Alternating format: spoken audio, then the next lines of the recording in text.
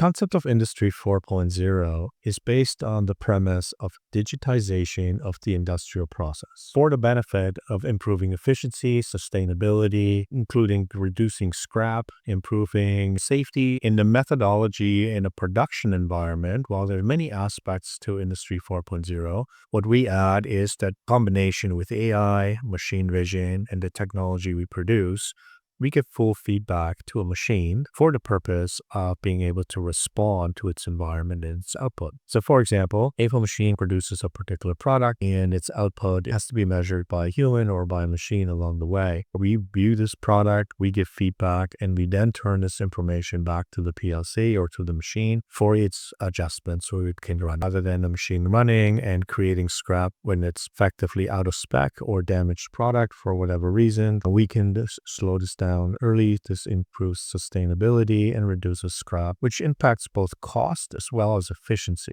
Every time the machine runs for a certain amount of time producing product that's out of spec, it has to redo that product, which means not only is the product lost, but the time is lost, and you need the raw materials. And that creates a whole supply chain problem.